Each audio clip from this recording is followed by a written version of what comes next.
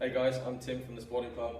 I've just got my colleague James here. We're just going to demonstrate one of our favourite exercises in the gym as a pressing variation, and it's using the landmine attachment. So you're anchoring the bar in it at one end here, and then you're pressing with the other end. So James is just going to do a few reps to demonstrate. The real benefit of this is that the pressing angle is on a slightly different angle than if you're using a dumbbell or a barbell where you're pressing vertically. So it works more in an arc pattern.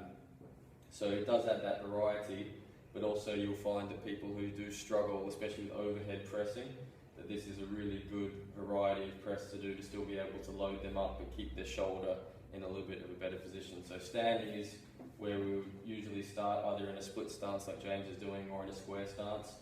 And then to make it a little bit more difficult, you can go down onto your knees, again, just in a split stance. So here, you're getting a little bit less work from the lower body and a little bit more of a vertical angle with the press, so the pressing pattern becomes a little bit harder if you get down onto your knees, but these are really good varieties. And even if you don't have a landmine attachment like we've got here, you can anchor the bar into a corner of a power rack or something like that and get something of a similar training effect, so give these ones a go. Another really great way to use the landmine is if you've got one of these attachments. We've got it from Black Box Fitness Systems. It's called the Jammer attachment, so it gives a little bit more variety in the exercises you can do. The main one being you can start to add in some double arm or dual side exercises, so press the similar pattern we were just working on with the single arm. Now you can work both arms at the same time, so you can load up a little bit more, and it gives you a little bit more training variety against just working the single arm.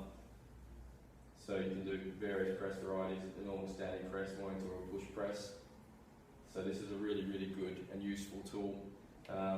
The other way that we use this attachment is via a deadlift. So if James puts that back down on the ground, we turn around, basically set up like a deadlift. Now you'll see the big difference here between this and a standard, say, trap bar or normal Olympic bar deadlift, is that the weight load is behind the body. So you get a slightly different effect through your glutes, especially in terms of that hip extension. So it's another deadlift variety that we like to use, and I especially find this useful with people who are quite new to deadlifting. It's an easier introduction into this movement.